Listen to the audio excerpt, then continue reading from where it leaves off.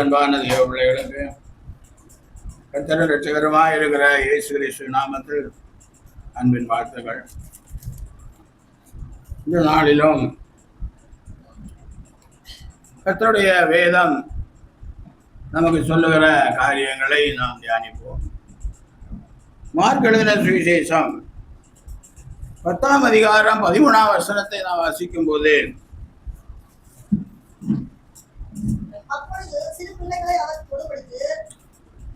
அப்பொழுது அவர் சிறு பிள்ளைகளை தொடும்படிக்கு அவர்களை அவரிடத்தில் கொண்டு வந்தார்கள். அல்லேலூயா.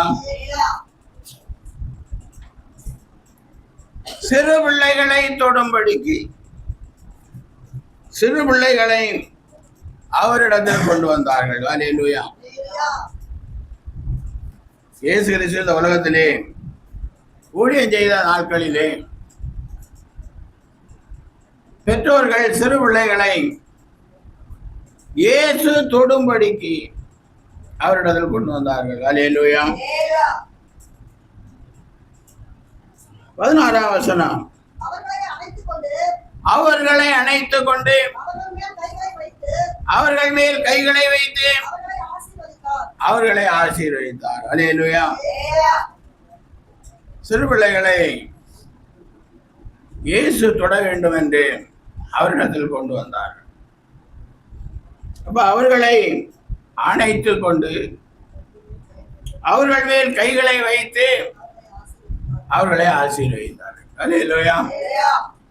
அதனாலதான் இந்த நாட்களிலும் ஆலயத்துக்கு செல்கிறவர்கள் பிள்ளைகள் தலைகள் மேல் கைகளை வைத்து ஜெபம் பண்ண மிகவும் விருப்பமுடையவர்களாய் பிள்ளைகளை தூக்கி கொண்டு போதகரிடத்தில் சொல்லுகிற செய்கிறதை பார்க்க முடிகிறது. அல்லேலூயா. அப்போ தொட வேண்டும், இயேசு தொட வேண்டும் என்று விரும்புகிறார்கள். அல்லேலூயா. அதனால் அவர்களை அணைத்துக் கொண்டு அவர் ஆசீர்வதித்தார். அல்லேலூயா. இப்படி சிறு பிள்ளைகளை தொட வேண்டும், தொட்டார் அவர்களை ஆசீர்வதித்தார் என்று வேதம் சொல்லுகிறதை பார்த்தோம். ஆனால் வேதத்திலே தொடர்ந்து நாம் பார்க்கும்போது அநேகரை பெரியவர்களையும் ஆண்டவர் தொட்டிருக்கிறார். அல்லேலூயா. வியாதியஸ்தர்களையும் ஆண்டவர் தொட்டிருக்கிறார், குருடர்களையும் ஆண்டவர் தொட்டிருக்கிறார், குஷ்டரோகிகளையும் ஆண்டவர் தொட்டு சுகம் கொடுத்திருக்கிறார். அல்லேலூயா. அப்ப ஆண்டவர் தொட்ட போது என்ன நடந்தது என்பதை நாம் பார்க்கிறோம். ஆதியாகமம் 32ஆம் அதிகாரம் 25ஆம் வசனத்தை நாம் வாசிக்கும் போது அங்கே ஒரு சம்பவம், அவனை மேற்கொள்ளாததை கண்டு அவருடைய தொடை சந்தையை தொட்டான். அதனால் அவருடனே போராடுகையில் யாக்கோபின் தொடை சந்து சுளுக்கிற்று. அல்லேலூயா.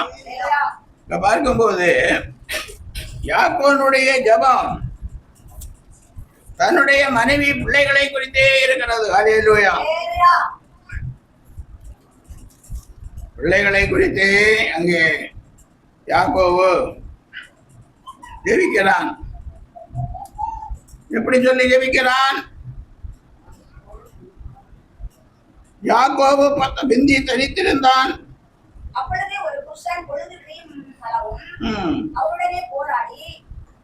மேலே இருந்து நான் வாசிக்கும் போது பாத்தீங்கன்னா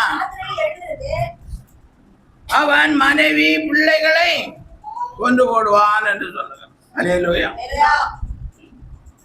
அப்போ ஜெபத்திலே கூட யாக்கோபுக்கு என்னை கொண்டு போடுவான், என் மனைவிகளை கொண்டு போடுவான், என் பிள்ளைகளை கொண்டு போடுவான், ஏசா 400 பேரோடு வருகிறான், என் வேலைக்காரர்களை கொண்டு போடுவான் என்று மேலே நான் வாசிக்க முடிகிறது. அல்லேலூயா. இதையெல்லாம் சொல்லிட்டு இருந்த போது நான் தேவதூதன் தொடை சந்தை என்ன தொட்டான். அப்ப சுளுக்கிச்சு, தொடை சுளுக்கி. அப்புறம் தொடை சுளுக்குனதுக்கு அப்புறம் பொழுது விடுகிறது என்றான். அதற்கு அவன் இப்பதான் சொல்றான், நீர் என்னை ஆசீர்வதித்தால் ஒழிய உமை. ஆமா, தொடைச்சந்தில தொழியது வரைக்கும் குடும்ப எண்ணம் தான் அவர் வந்து கொண்டே இருந்தது. அல்லேலூயா. தொடைச்சந்தை தொட்ட பிறகு என்னை ஆசீர்வதியும் என்று சொல்லுகிறான். அல்லேலூயா. அப்பதான் அவன் கேட்கிறான், உன் பேர் என்ன என்ன என்று கேட்கிறான். யாக்கோபு என்றான். அப்பொழுது அவர், உன் பேர் இனி யாக்கோபு எனப்படாமல் இஸ்ரவேல் எனப்படும். தேவனோடும் மனிதனோடும் போராடி மேற்கொண்டாயே என்றான். அல்லேலூயா. முதல்ல பேர் பேரா சொல்லி ஆசீர்வதியும். ஏசா 400 பேரோடு வருகிறான். அவன் வந்து என் மனைவிகளையும் என் பிள்ளைகளையும் என் வேலைக்காரர்களையும் என் ஒட்டகத்தையும் என் ஆடு மாடுகளையும் எல்லாம் கொண்டு போடுவானே. நம்முடைய ஜெபமும் இப்படிதான் நான் ஜெபிக்கிறோம். அல்லேலூயா. அப்பதான் தேவதூதன் அவனுடைய தொடைச்சந்தை என்ன செய்யறான்? தொடைச்சந்தை என்ன ஆயிடுச்சு? சுழுக்குனதுக்கு அப்புறம் அவன் சொல்லுகிறான், என்ன சொல்லுகிறான்? அவன் நான் போகட்டும், பொழுது விடுகிறது என்றான். அதற்கு அவன், ஆமா, தொடைச்சந்தை தொட்டுட்டு தேவதூதன் சொல்லுகிறான், பொழுது விடுகிறத நான் போகணும் அப்படின்னு. சரிப்பா, நீ போப்பா, என் தொடையை சரி பண்ணி வச்சுட்டு போன்னு சொல்லல. என்னை ஆசீர்வதித்தால் ஒழிய உண்மை போக. அப்படிதான் கேட்கறான், உன் பேர் என்னப்பா? உன்னை ஆசீர்வதிக்கணும்னா உன் பேர் எனக்கு வேணுமே. என் பேர் யாக்கோபு. அல்லேலூயா. யாக்கோபுன்னா எத்தன் என்ற அர்த்தம். அல்லேலூயா. ஏமாற்றுகிறவன் என்ற அர்த்தம். அப்ப ஏமாற்றுகிறவனை எப்படி ஆசீர்வதிக்கிறது? எத்தனை எப்படி ஆசீர்வதிக்கிறது? அல்லேலூயா. உடனே அவன் சொல்றான், இனி உன் பேர் யாக்கோபு எனப்படாமல் இஸ்ரவேல் எனப்படும். இஸ்ரவேல் கர்த்தரால் ரட்சிக்கப்பட்ட ஜனம். அல்லேலூயா. இஸ்ரவேலே நீ பாக்கியவான், கர்த்தரால் ரட்சிக்கப்பட்ட ஜனமே, உனக்கு ஒப்பானவன் யார்? உனக்கு சகாயம் செய்யும் கேடகவும் மகிமை விருந்திய பட்டயவும் உன் சத்துருக்கள் உனக்கு இச்சகம் பேசி அடங்குவார். அவள் மேடுகளை. அல்லேலூயா. அன்றைக்கு சொன்ன வார்த்தை இன்றைக்கு நிறைவேறி கொண்டிருக்கிறது. சத்துருக்கள் இச்சகம் பேசுகிறார்கள். இஸ்ரவேல் தேசம் இல்லாதபடி செய்ய வேண்டும், இஸ்ரவேலை அழித்து விட வேண்டும். அல்லேலூயா. ஆனால் அவர்கள் இச்சகம் பேசி அடங்கி கொண்டே இருக்கிறார்கள். அல்லேலூயா.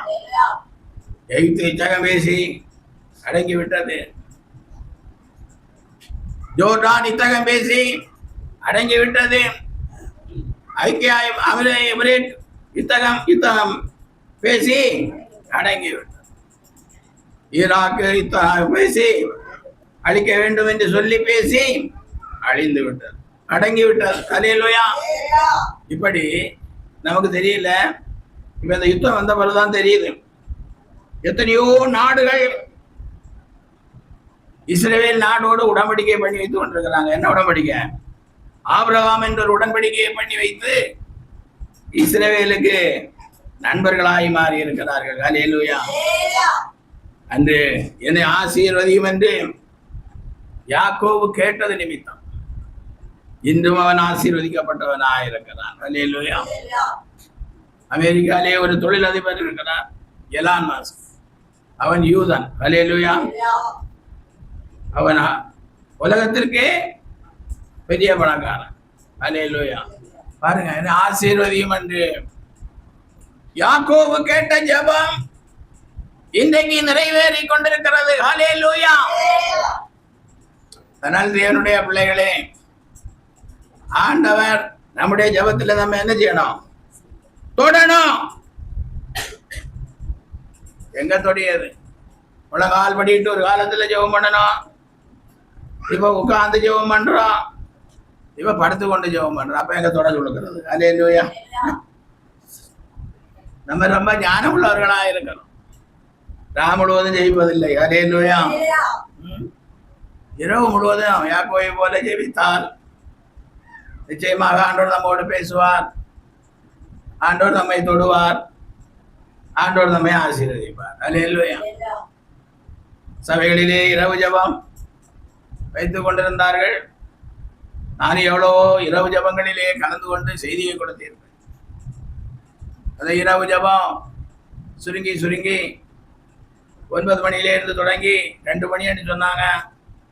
அப்புறம் 10 மணி என்று தொடங்கி 12 மணிக்கு போய் நிற்கிறது. காலையிலயா கேட்டா என்ன சொல்றாங்க?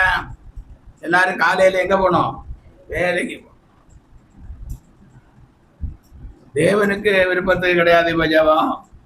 இப்ப மனுஷனுடைய விருப்பத்துக்கு ஜெபம் நடக்கும். தேவனுக்கு பிரியமானபடி ஜெபம் செய்த போது தேவனுடைய ஜெபங்கள் ஆசீர்வதிக்கப்பட்டார்கள். இன்று மனிதனுடைய விருப்பத்தின்படியாய் ஜெபம் நடக்கிறது. அதனால் மனிதன் என்ன செய்ய முடியல? ஆசீர்வதிக்கப்பட முடியல. அல்லேலூயா. அதனால ஜெபிங்க. சபையில ஜெபிக்கிறீங்களோ, வீட்டுல ஜெபிக்கிறீங்களோ, யாக்கோபை போல 20 ராம் முழுவதும் ஜெபம் செய்யுங்க. அல்லேலூயா. அடுத்தபடி பாருங்க, ஏசாயா 6ஆம் அதிகாரம் 1ஆம் வசனத்திலே இருந்து வாசிக்கும் போதே, உசியா ராஜா மரணமடைந்த வருஷத்தில்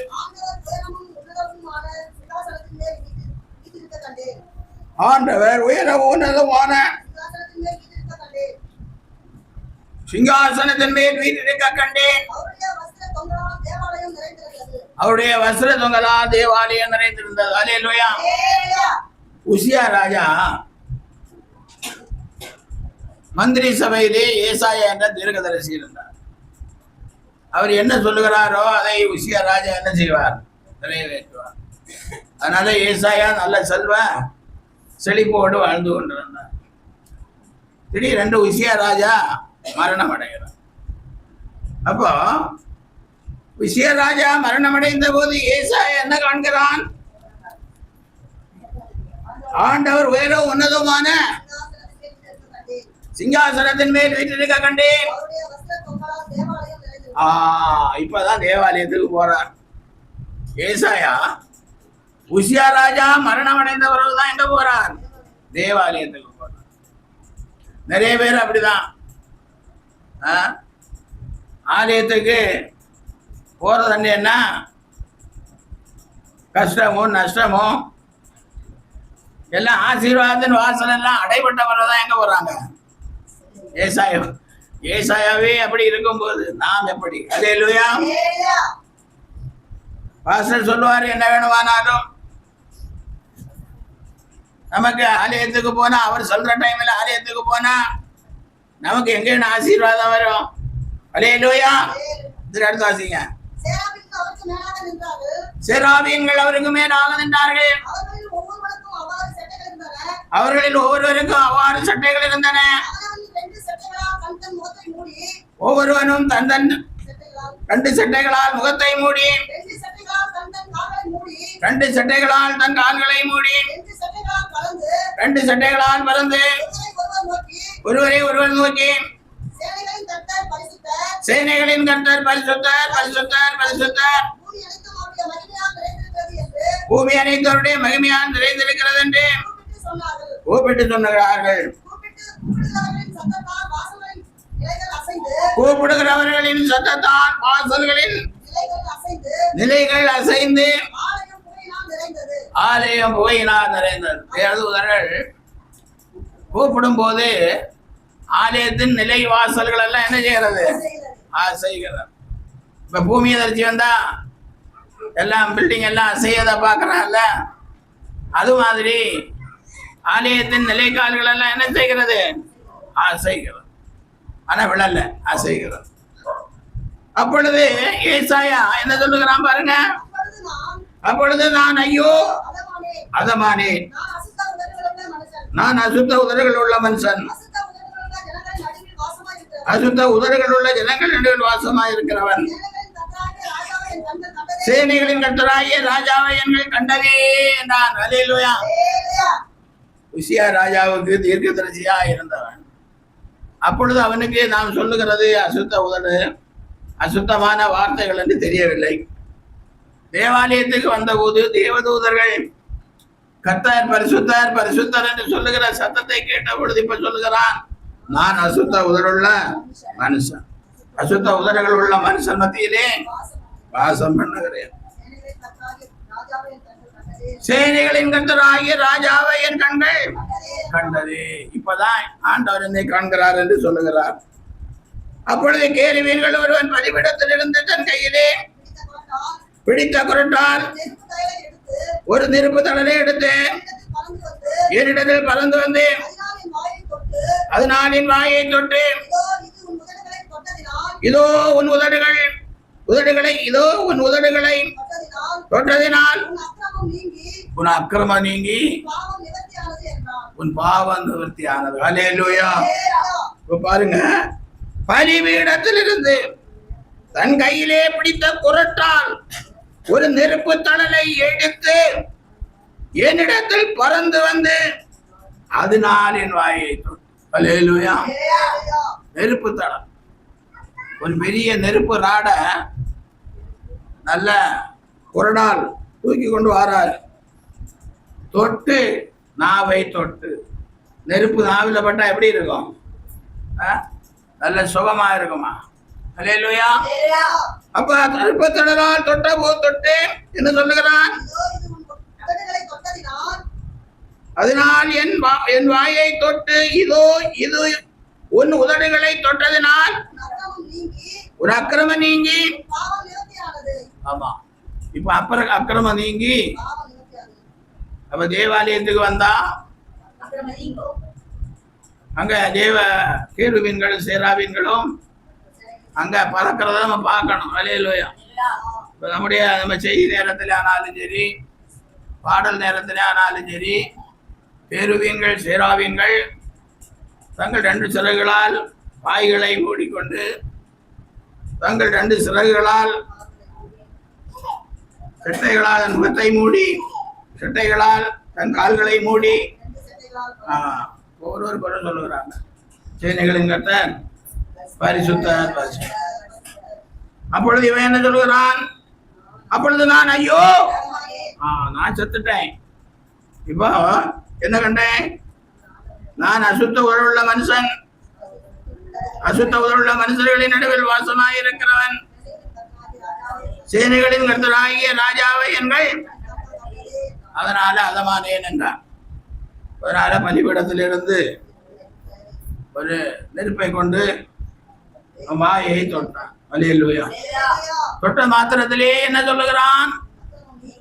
ஆமா, இப்போ உனக்கு அக்கிரமம் நீங்கி உன் பாவம் எல்லாம் அதனால நீ சாவறதில்லை என்று சொல்லுகிறான். அப்ப அடுத்த வசனம் என்ன சொல்லுகிறது? பின்பு யாரை நான் அனுப்புவேன்? யார் நமது காரியமாய் போவான் என்று உரைக்கிற ஆண்டவருடைய சத்தத்தை கேட்டேன். அதற்கு நான் இதோ அடியேன் இருக்கிறேன், என்னை அனுப்பும் என்றார். அல்லேலூயா. இவ்வளவு வேலை நடந்ததுக்கு அப்புறம் தான் அடியேன் இருக்கிறேன். கிராம ஊழியமா, தெரு ஊழியமா, இல்ல வீட்டு ஊழியமா, இல்ல சபை ஊழியமா, என்னை அனுப்பும். அது வரைக்கும் நமக்கு என்ன இல்லை? டைம் இல்லை. ஏசாவுக்கு அது வரைக்கும் என்ன இல்லை? டைம் இல்லை. நமக்கும் டைம் இல்லை. நம்ம சகோதரிகளுக்கும் டைம் இல்லை. நம்ம சகோதரர்களுக்கும் ஆண்டவர் சொல்லுகிற வார்த்தையை கேட்கறதுக்கு டைம் இல்லை. அல்லேலூயா. அப்ப அதனால முதல்ல உசியா ராஜா என்ன செய்யணும்?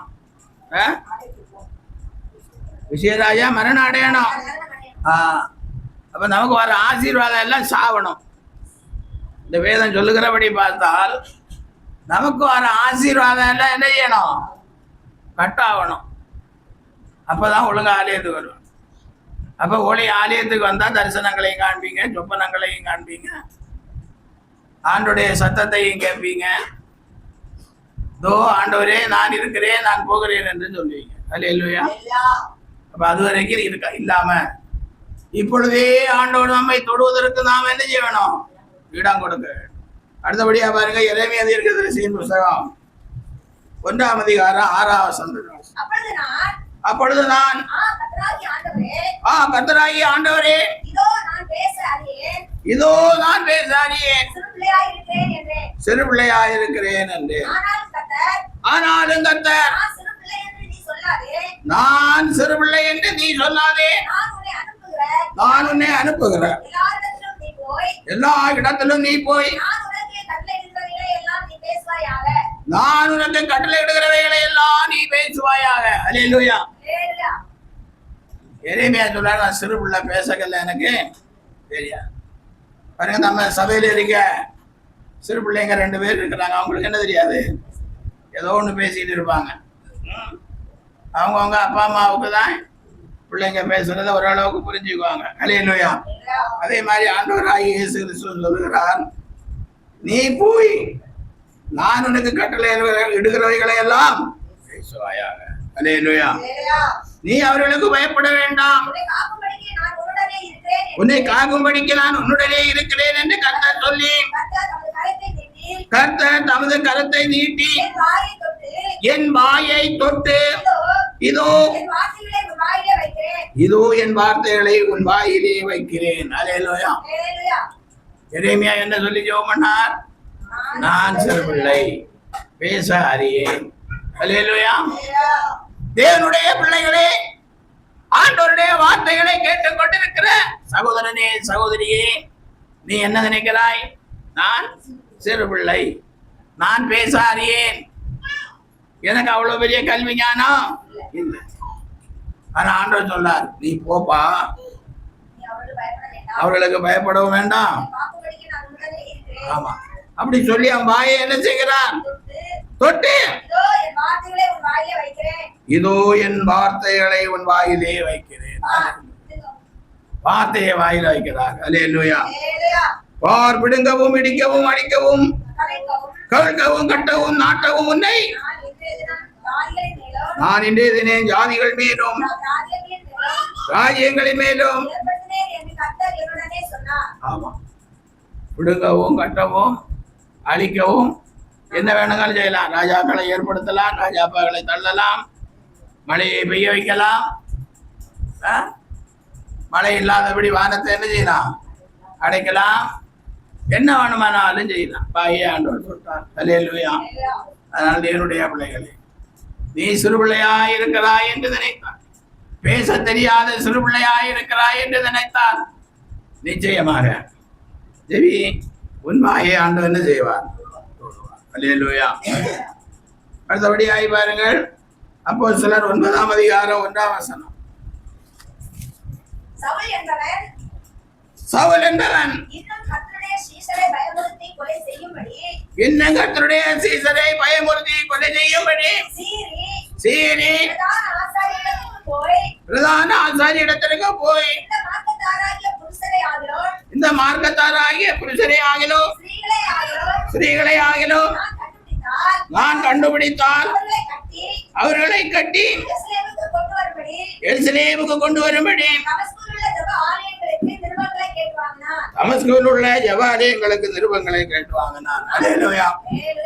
சவுலன் ஒரு மனுஷன், அவன் எல்லா சீசர்களை எல்லாம் பயமுறுத்தி கொலை செய்யும்படி சீரி பிரதான ஆசாரியரிடத்திற்கு போய் இந்த மார்க்கத்தாராகிய புருஷரை ஆகிலும் ஸ்திரீகளை ஆகிலும் நான் கண்டுபிடித்தால் அவர்களை கட்டி எருசலேமுக்கு கொண்டு வரும்படி, ஆமா, தமஸ்குவில் உள்ள ஜெப ஆலயங்களில் இருக்கிறவங்களையும் கட்டி விலங்கு போட்டு நான் எங்க கொண்டேன்? எருசலேமுக்கு கொண்டு வரணும்னு நிருபங்களை கேட்டு வாங்கினான். அவன் பிரயாணமாய் போய் தமஸ்குவுக்கு சமீப போது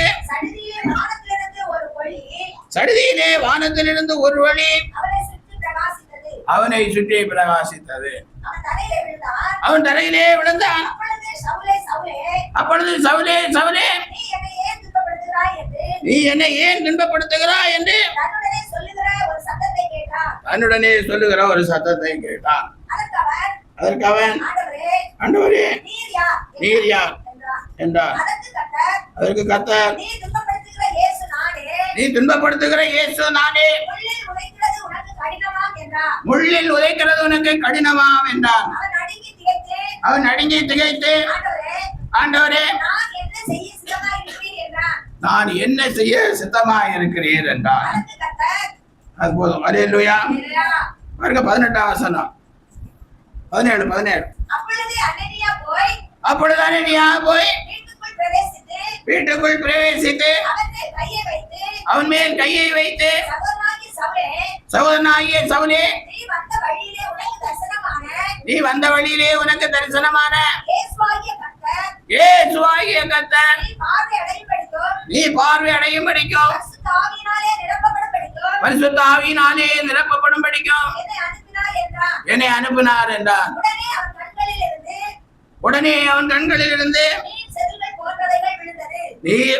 மீன் செதில்கள் போன்றவைகள் விழுந்தது. அவன் பார்வை அடைந்து எழுந்திருந்து ஞானஸ்நானம் பெற்றான். அல்லேலூயா. இப்போ சவுல் இப்படி துன்பப்படுத்துகிற ஒரு மனுஷனாய் தமஸ்குவுக்கு போனான். ஆனால் ஆண்டவருடைய தரிசனத்தை கண்டு அவன் கண்கள் எல்லாம் காணாம போச்சு. இப்ப அனனியா என்ற சீசன் அவரை தொட்டதுனால, தொட்டு ஜெபித்ததுனால அவனுடைய கண்களில் இருந்து மீன் செதில்கள் போன்றவை என்ன செய்யுது? ஆமா, கண்ணை அடைச்சிருந்த அந்த லென்ஸு கீழே விழுந்தது. அப்ப அவன் ஞானஸ்தானம் எடுத்து பலப்பட்டான், இயேசுவே தெய்வம் என்று அறிவிக்க தொடங்கினான் என்று வேதம் சொல்லுகிறோம். அல்லேலூயா. அப்போ தொடுதல் எந்த நேரத்திலும் ஒரு மனுஷனுக்கு அவசியமாக இருக்கிறது, தொட வேண்டும். மத்தேயு எழுதின சுவிசேஷம் 8ஆம் அதிகாரம் 2ஆம் வசனம். அப்பொழுது குஷ்டரோகி ஒருவன் வந்து அவரை பணிந்து, ஆண்டவரே, என்னை உமக்கு சித்தமானால் என்னை சுத்தமாக்க உம்மால் ஆகும் என்றான். இயேசு தமது கையை நீட்டி அவனை தொட்டு, எனக்கு சித்தம் உண்டு, சுத்தமாகு என்றார். உடனே குஷ்டரோகம் நீங்கி அவன் சுத்தமானான். அல்லேலூயா.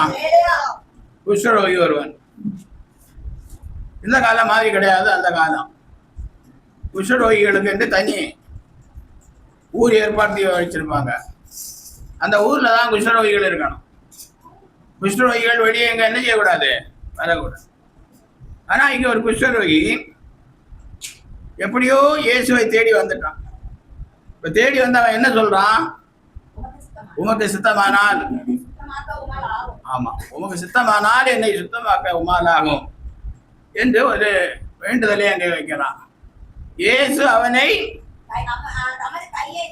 தமது கையை நீட்டி அவனை தொட்டு, எனக்கு சித்தம் உண்டு, சுத்தமாக என்றார். உடனே என்னன்னா சுத்தமானான். குஷ்டரோகம் நீங்கி சுத்தம். இப்ப நாம ஜெபம் பண்ணும் போதெல்லாம், ஆண்டவரே உமக்கு சித்தமானால் என்ன செய்யும்? சுகமா என்று ஜெபம் பண்ணும்போது ஆண்டவர் சொல்வார், எனக்கு சித்தம் உண்டு, சுத்தமாகு என்று சொல்லி நம்மையும் சுத்தமாக்குவார். அல்லேலூயா. அப்படி பாருங்க, லூக்கா எழுதின சுவிசேஷம் 8ஆம் அதிகாரம் 41ஆம் வசனம்.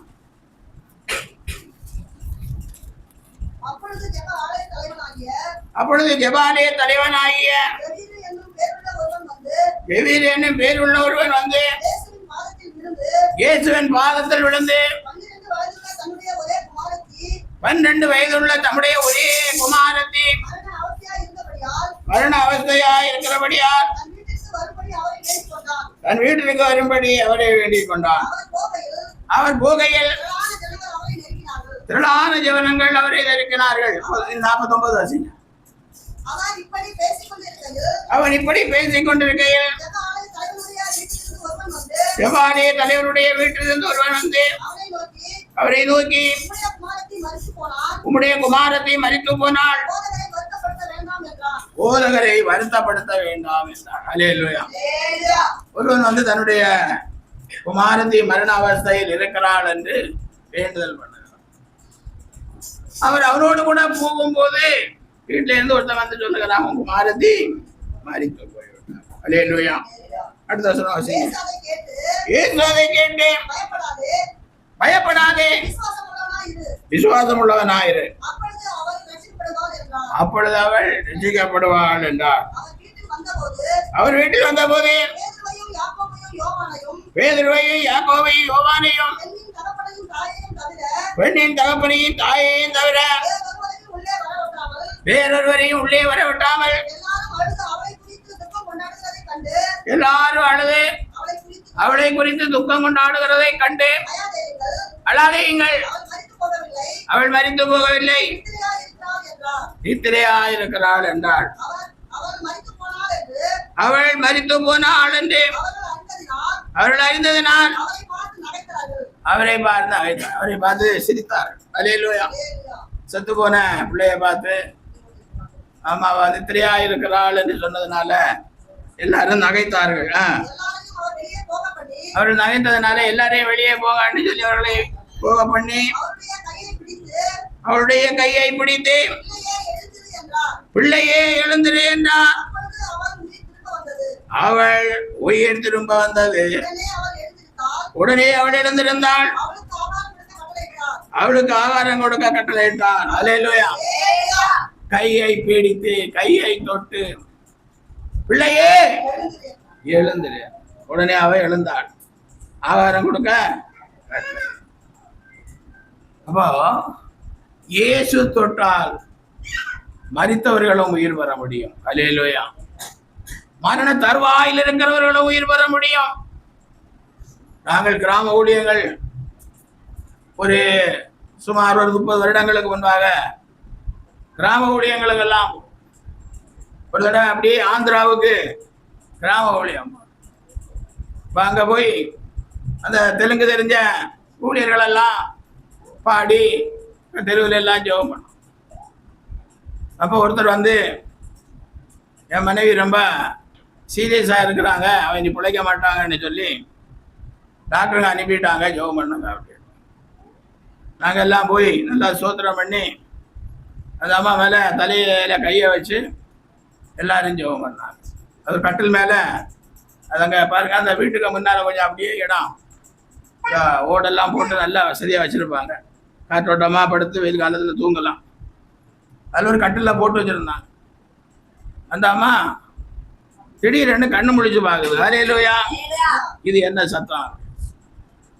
அப்போ எங்கள் கூட வந்து தெலுங்கு தெரிஞ்சவர் ஊழியக்காரரு அந்த அம்மாவுக்கு இயேசுவை சொல்லி நீங்கள் சாகலை, நீங்கள் உயிரோட தான் இருக்கிறீங்க அப்படின்னு சத்தியத்தை சொல்லி, இனி ஒன்றும் உங்களுக்கு பிரச்சனை இல்லை, நீங்கள் நல்லா இருக்கிறீங்க, உங்களுக்கு தேவையானதை சாப்பிடுங்க அப்படி இப்படின்னு சொல்லி விசுவாச வார்த்தைகளை சொல்லி நாங்கள் கடந்தோம். அப்புறம் மறுநாள் இனி ஒரு ஊரில் தாங்க சத்தியத்தை சொல்லி கொண்டு இருக்கும்போது அந்த வீட்டில இருந்து ஒருத்தர் வந்து, நீங்கள் இன்னைக்கு நைட்டு எங்கள் வீட்டில் என்ன செய்யணும்? சாப்பிடணும். அந்த அம்மாவுக்கு நல்ல சுகம் கிடைச்சது அப்படியே. அல்லேலூயா. பாருங்க, இதே மாதிரி அன்று மாத்திரமல்ல இன்றும் அற்புதங்கள் நடந்து கொண்டுதான் இருக்கிறது. அதே நேரத்தில் அவிசுவாசம் உள்ளவங்களும் இருந்து கொண்டுதான். அதனால கிறிஸ்துவுக்குள் அன்பானவர்களே, அந்த எவீரின் மகளை இயேசு தொட்டபோது அவள் உயிர் வைத்தாள். அல்லேலூயா. அப்போ இன்றைக்கு நாம் உயிரோடு தான் இருக்கிறோம். ஆனால் நம்முடைய ஆத்துமா மரணம் அடைந்து இருக்கிறது. அல்லேலூயா. உங்கள் விசுவாசத்தின் பலனாகிய ஆத்தும ரட்சிப்பை பெற்றுக் கொள்ளும்படி நாம் ஜெபிக்க வேண்டும். நாம் ஆலயத்துக்கு வரும்போது ஆண்டவரே என் ஆத்துமாவை உயிர்ப்பின்னு நான் ஜெயிக்கணும். அல்லேலூயா. ஆதாம் ஏவாளும் ஏதேன் தோட்டத்திலே உருவாக்கப்பட்டு அங்கேயே அவர்கள் இருந்தபோது தேவனாகிய கர்த்தர் சொன்னார். என்ன சொன்னார்? இந்த விருட்சத்தின் கனியை புசிக்கும் நாளிலே. அப்ப சாத்தானுடைய ஆலோசனைப்படி அந்த விருட்சத்தின் கனியை அவர்கள் என்ன செய்தாங்க? புசித்ததினால அவர்கள் ஆத்துமா மரித்து. அந்த மரணம் இன்று நமக்குள்ள இருந்து கொண்டிருக்கிறார். ஆண்டவர் எப்பொழுது நம்மை தொட்டு சுகப்படுத்துகிறாரோ அதுவரைக்கும் அந்த மரணம் நமக்குள்ளே இருந்து கொண்டு அதை ஒவ்வொரு கிறிஸ்தவனும் அறிந்து கொள்ள வேண்டும். ஒவ்வொரு கிறிஸ்தவ சகோதரிகளும் அறிந்து கொள்ள வேண்டும். அந்த ஆத்துமா உயிர்ப்பிக்கப்படாதனாலதான் ஆத்துமா மரணம் அடைந்த ஆதாம் ஏவாளும் தோட்டத்தின் கிறிஸ்தத்தின் மரங்களுக்குள்ளே ஒளித்துக் கொண்டார்கள்.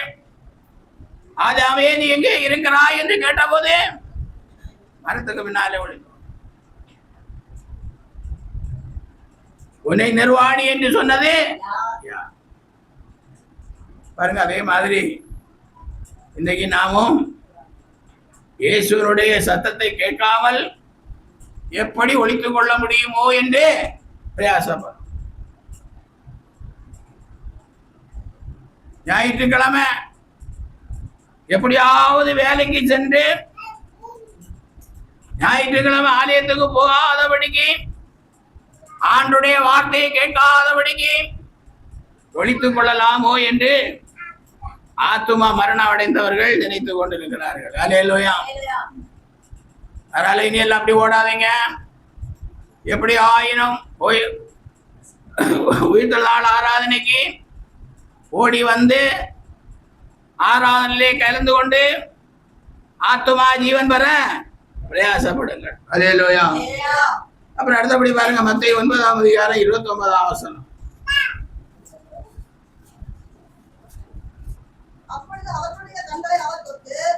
அப்பொழுது அவருடைய கண்களை அவர் தொட்டு உங்கள் விசுவாசத்தின்படி உங்களுக்கு இங்க 2 குருடர்கள் வந்து ஆண்டவருக்கு பின்னாலே போனார்கள் என்று சொல்லப்பட்டது. அப்புறம் அவர் தங்கியிருந்த வீட்டுக்கும் போனார்கள் என்று எழுதப்பட்டிருக்கிறது. அதனால அவர் கண்களை என்ன செய்கிறார்? தொடுகிறார். தொட்டு சொல்லுகிறார், உங்கள் விசுவாசத்தின்படி, உங்களுக்கு விசுவாசம் இருந்தால் உங்கள் கண்கள் பார்வையடையும். அப்படியே அவர்கள் போகிற வழியில் என்ன ஆனாங்க? பார்வை அடையலாம். அவர்களுடைய விசுவாசம் அவர்களை ரட்சித்தது. இன்னைக்கு நம்ம அப்படிதான், இயேசு மேலதான் ரொம்ப விசுவாசம் இருக்கணும். நமக்கு உதவி செய்கிறது மனுஷனாதான் இருக்கலாம், நமக்கு ஒரு வேலையை கொடுக்கிறது மனுஷனாக இருக்கலாம். ஆனால் எல்லாம் இயேசுதான் நமக்கு செய்தார் என்று நாம் என்ன செய்ய வேண்டும்? விசுவாசிக்க வேண்டும். அல்லேலூயா, அல்லேலூயா. அப்படியாய் பாருங்க, மத்தேயு 8ஆம் அதிகாரம் 14ஆம் வசனம். இயேசு பேதுருவின் வீட்டிலே வந்து அவன் மாமி ஜனமாய் கிடக்கிறதை கண்டார். அவர் அவள் கையை தொட்டவுடனே ஜுரம் அவளை விட்டு நீங்கிட்டு அவள் எழுந்திருந்து அவர்களுக்கு பணிவிடை செய்தார். அல்லேலூயா. ஜுரம், கடுமையான ஜுரம். இங்க என்ன பலவித செக்கப்புகள் எல்லாம் எடுப்பாங்க. இப்ப எல்லாம் 2000-3000 ரூபா. ஜுரம் வந்தாச்சுன்னா பிளட் செக்கப்புக்கு எவ்வளவு தேவைப்படுது? 2000-3000. ஆனால் அங்க இயேசு என்ன பண்ணுகிறார்? பேதுருவின் மாமியுடைய கையை தொட்டு, கையை தொட்டார். உடனே ஜுரம் அவளை விட்டு அவள் கையை தொட்ட உடனே ஜுரம் அவளை விட்டு நீங்கிட்டு அவள் எழுந்திருந்து அவர்களுக்கு.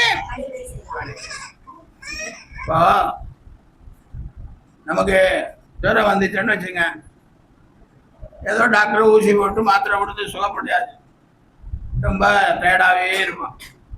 அப்போ பார்க்க போகிற நண்பர்கள் எல்லாம் நம்ம எல்லாம் என்ன சொல்லுவோம்? சரி, இனி ஒரு 10 நாள் ரெஸ்ட் எடுங்க, அப்புறம் ஜுரம் என்ன ஆகும்? சரி ஆகும். ஆனால் இங்கே இயேசு தொட்ட உடனே ஜுரம் ஆடுறது மாத்திரமல்ல, அவள் எழுந்து பணிவிடை செய்தார். அல்லேலூயா. இயேசு தொட்டா போதும், டயர்டும் இல்லை, டானிக்கு சாப்பிட வேண்டியதில்லை, ஒன்றும் சாப்பிட. அதனால இயேசு சுகம் தர வேண்டும் என்று நாம் வேண்டுதல் செய்ய வேண்டும். அல்லேலூயா. இயேசுவே எனக்கு சுகம் தாரும் என்று நாம் ஒவ்வொருவரும் கேட்க வேண்டும். சபையார் கேட்க வேண்டும், குடும்பத்தார் கேட்க வேண்டும். அல்லேலூயா. ஊழியக்காரர் மட்டும் கேட்டா போதும், எல்லாரும் கேட்க. இந்த சரீர பலவீனத்திலிருந்து விடுதலை தாரும் என்று கேட்க. அடுத்து பாருங்க, யோவான் எழுதின சுவிசேஷம் 21ஆம் அதிகாரம் 15ஆம் வசனத்தில் அவர்கள் போஜனம் பண்ணின பின்பு இயேசு சீமோன் பேதுருவை நோக்கி, யோனாவின் குமாரனாகிய சீமோனே, இவர்களிலும் அதிகமாய் என்னிடத்தில் அன்பாயிருக்கிறாயா என்றார். அதற்கு அவன், ஆம் ஆண்டவரே, உம்மை நேசிக்கிறேன் என்பதை நீர் அறிவீர் என்றான். அவரே நாட்டுக்குட்டிகளை மேய்ப்பாயாக என்றார். அல்லேலூயா. இயேசு கிறிஸ்து சீமோன் பேதுருவை நோக்கி கேட்கிறார், இவர்களில் எல்லாரும் காட்டிலும் என்னை அதிகமாய் நேசிக்கிறாயா? அல்லேலூயா. நான் நேசிக்கிறேன் என்பதை நீர் அறிவீர் என்று சொன்னார். உடனே அவரின் ஆட்டுக்குட்டிகளை மேய்ப்பாயா. அடுத்த வசனம். இரண்டாந்தரம் அவர் அவரை நோக்கி, யோனாவின் குமாரனாகிய சீமோனே, நீ என்னிடத்தில் அன்பாய் இருக்கிறாயா என்றார். அதற்கு அவன், ஆம் ஆண்டவரே, உம்மை நேசிக்கிறேன் என்பதை நீர் அறிவீர் என்றார். அவரின் ஆடுகளை, மேல ஆட்டுக்குட்டிகளை, இப்ப ஆடுகளை. அப்புறம் மூன்றாம் தரம் பாருங்க. மூன்றாம் தரம் அவர் அவரை நோக்கி, யோனாவின் குமாரனாகிய சீமோனே, நீ என்னை நேசிக்கிறாயா என்றார். என்னை நேசிக்கிறாயா என்று அவர் மூன்றாம் தரம் என்னை கேட்டபடியினாலே பேதுரு துக்கப்பட்டு, ஆண்டவரே, நீர் எல்லாவற்றையும் அறிந்திருக்கிறீர், நான் உம்மை நேசிக்கிறேன் என்பதை நீர் அறிவீர் என்றான். இயேசு மூணாம் தரம் ஆடுகளை. அப்போ பேதுரு கிட்ட ஒரு தடவை கேட்கிறார், இரண்டாவது தடவை கேட்கிறார். அப்ப அந்த வார்த்தை பேதனுடைய இருதயத்தை தொடுகிறார். அல்லேலூயா. அதனால அவன் எப்படி கண்ணீர் விட்டு அழுகிறான். அல்லேலூயா. இன்னைக்கு ஒவ்வொரு ஞாயிற்றுக்கிழமையும் இடை நாட்களிலும் சொல்லப்படுகிற வார்த்தைகள் உங்கள் இருதயத்தை என்ன செய்யணும்? தொடரும். எவ்வளவு கதை வேணுமானாலும் சொல்லலாம், எவ்வளவு சிரிக்கணும்னாலும் சிரிக்கலாம்.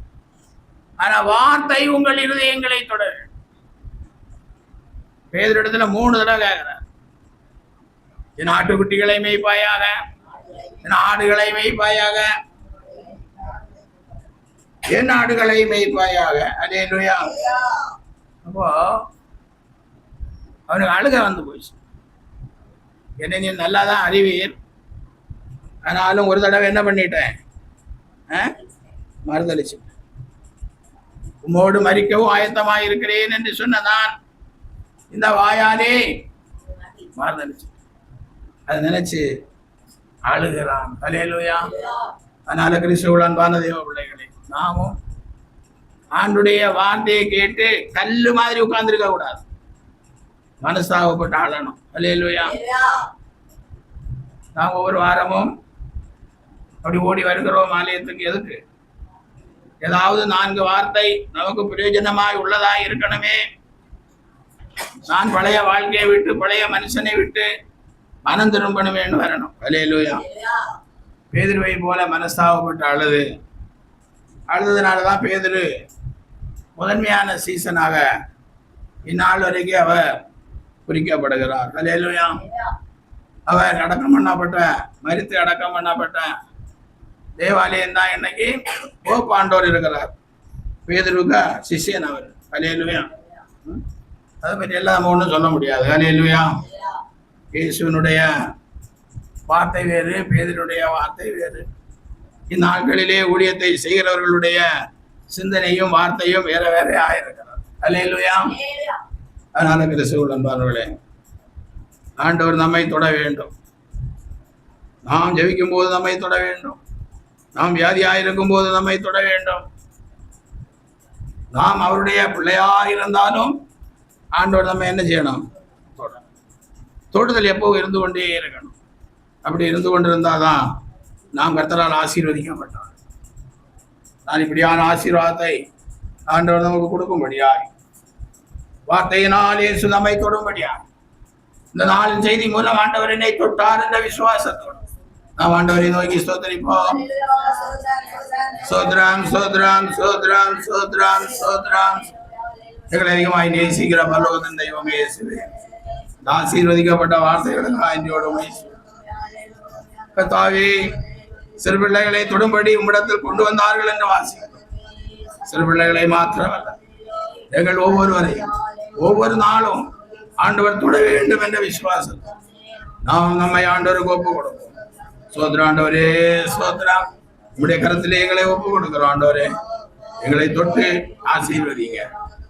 இயேசு நாமத்தில் பிதாவே. ஆத்மாவே கர்த்தரை ஸ்தோத்திரி.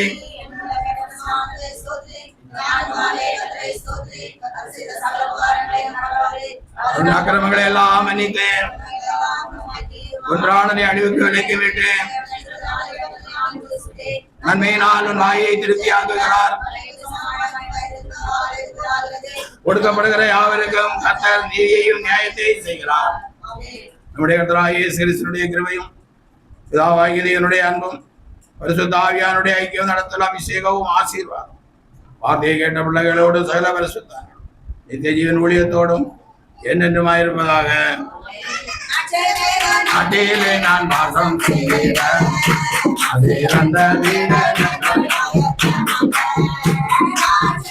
நாட்டிலே நான் வாசம் செய்கிற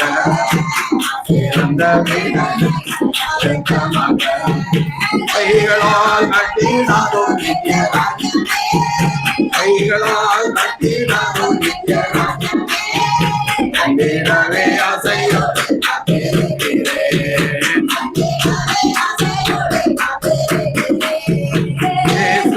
சென்றிரும்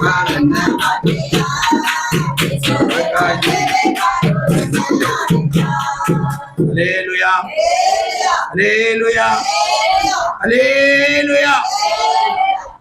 ஆண்டவராகிய இயேசு கிறிஸ்து யாவரையும் தொட்டு நித்திய வாழ்வு பங்குள்ளவராய் மாற்றுவார். ஆமென். அல்லேலூயா அல்லேலூயா அல்லேலூயா. God bless you.